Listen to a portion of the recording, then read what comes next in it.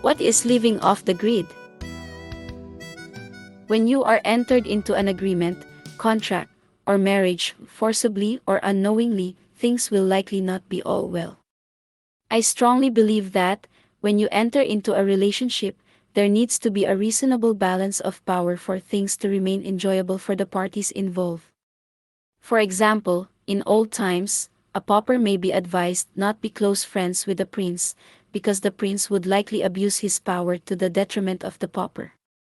Likewise, a lamb cannot live around a lion, not for long, for obvious reasons. Relationships, such as these, are what we have been entered into by our society with the electric, water, foods, and communications companies. Here, we are akin to paupers hanging out with princes, lambs lingering among lions. If you are in an abusive marriage, there are two possible solutions. Option 1: change the power dynamics in the relationship. In other words, the abuser must give up power. Or, Option 2: the relationship must end. If the abusive partner will not stop the abuse, nor will she or he agree to give away power, then Option 2 is likely the best option. Living off the grid is Option 2, stopping the abusive relationship with your electric, water and sewer, food, and communications providers. This breakup may be partial or total. Throughout this book, I will thoroughly explain how your relationship with these companies is definitely abusive. Living off the grid is simply living as free as you want to live. Free of economic subjugation, overtaxation, manipulation, and control from entities and individuals. It may be living without dependence to others that don't share your well-being or best interests. It is having more choice.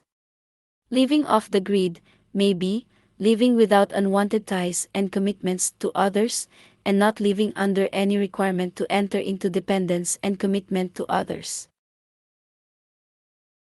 In the technical sense, living off the grid is living, by choice, without connections to an electric power provider, water services provider, communications provider, food provider, or fossil fuel provider.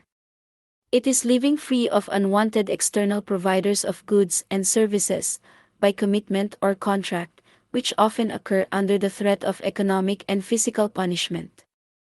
Later, I will explain how these providers attempt to punish you when you deny, or can't pay for, their services.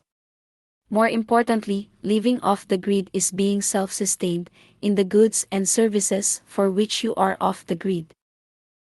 Simply put, living off the grid is having the right and the freedom to get goods and services only when you need them, want them, and freely inquire for them, as we often lack the control of how much services we receive.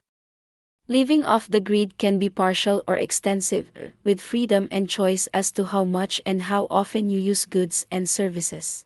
And, if not when, you choose others to provide services to you. So, living off the grid is about maintaining control over who and how much. Additionally, living off the grid is a powerful way to contribute to planetary decarbonization. Decarbonization is the move away from fossil fuels to prevent further damage to the environment and prevent its expected dire effects. As I will show, the environment should be the top reason to move off the grid. When you live off the grid, you phase out your use of utility electricity or any fossil fuel-driven technologies, simply because they contribute to environmental pollution, and because they are generally more costly. When living off the grid, you may provide in part or in whole your own water, food, and electricity, and means of communications. All these goods and services could and should be free of payments, and free of commitments to any company or government. So, I believe living off the grid can bring true freedom and democracy to your home, place of work, and community through self-sustainability and greater power as an individual. As an off-gridder, you can surely remain part of modern society, work, and share with others, including those opting to remain tied to the grid. It is, in fact, a way to more efficiently advance into the future and improve many aspects of society. Living off the grid allows you to finally be private, and to be treated respectfully as a law-abiding person until and unless reasonably suspected of a legitimate wrongdoing. Living off the grid enables you to stay out of the current web of surveillance and control from governments, corporations, social media, and neighbors. Lastly, it should never be hidden that, in our grid-connected society, living off the grid is difficult. It is often frowned upon, looked at with contempt, and even treated with hostility.